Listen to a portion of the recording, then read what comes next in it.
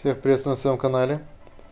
Сегодня свой обзор я хочу посвятить игрушке из серии военная техника, а именно самоходной артиллерийской установки, которая производилась на Тульском патронном заводе.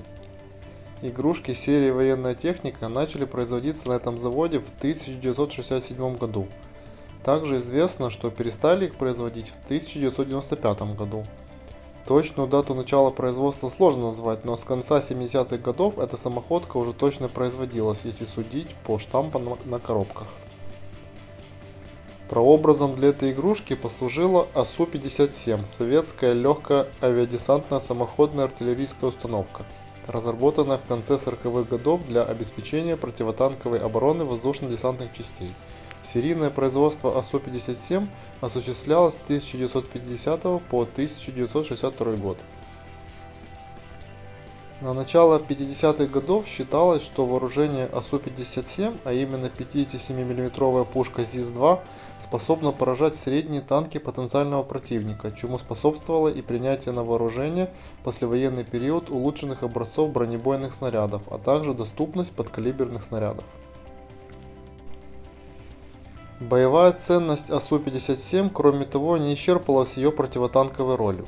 57 мм пушка Ч-51 могла применяться также для уничтожения живой силы, открыто расположенных пулеметных гнезд и орудийных позиций и других небронированных целей, что значительно повышало возможность десанта. АСУ-57 стала одним из первых шагов на пути преобразования советских ВДВ от легковооруженных частей, способных выполнять лишь ограниченные задачи и ориентированных в основном на пассивную оборону района высадки, к мобильным, полностью механизированным силам. Игрушка самоходная артиллерийская установка выпускалась под номером 20 серии военная техника. Сделана эта игрушка полностью из металла и красилась оружейной краской, так как производилась она в литейном цехе патронного завода. Пластиковыми деталями у него являются только колеса. Конструкция этой самоходки добротная, и кроме пушки, хрупких и выступающих частей у нее нет, потому чаще всего отламывается или гнется у нее именно дуло пушки. Эта самоходка, как и другие игрушки из серии военная техника, со временем менялась в некоторых деталях, которые обусловлены какими-то технологическими изменениями в процессе производства. Однако эти изменения были незначительными и малозаметными. Отличия могут быть в надписях на днище и в некоторых особенностях литья. Самые ранние модели, фотографии которых мне удалось найти, были с днищем, на котором не было ни клейма завода, ни цены.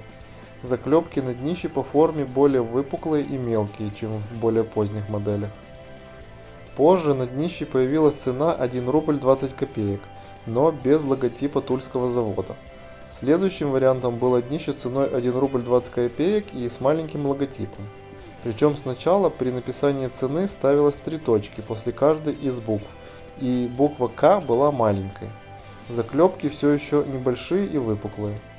Позже буква К стала большой, и точки ставились только после 2 букв.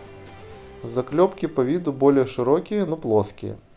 Кроме того, эти два разных варианта написания цены могли еще быть и в разной ориентации относительно друг друга на 180 градусов. Следующий вариант днища штамповался с большим логотипом, а точки после букв в надписи цены вообще пропали. Эти днища также могли еще быть с надписями, которые находились в разной ориентации относительно друг друга на 180 градусов. На самом позднем варианте днища опять пропадают и цена, и логотип. Отличить самое раннее днище от самого позднего можно прежде всего по форме заклепок. На ранних они более выпуклые и маленькие, а на поздних плоские и большие. Есть вероятность, что могли существовать и другие типы нанесения цены и логотипа, но я таких доказательств, к сожалению, не нашел. Еще одним отличием этих самоходок могла быть форма дульного тормоза на конце пушки.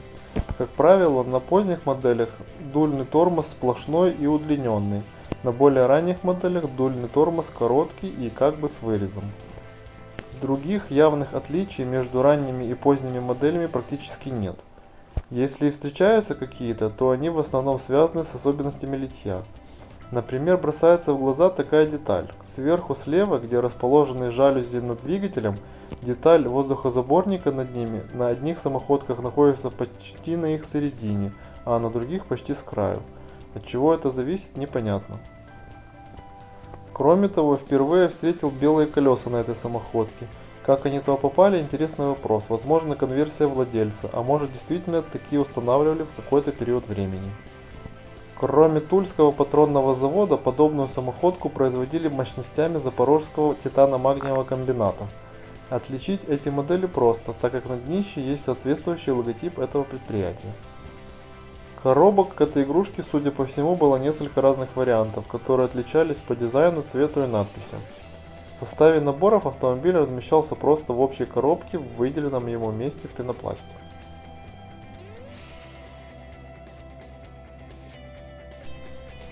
Если вам интересны игрушки серии военная техника, то на моем канале есть еще обзоры по этой тематике.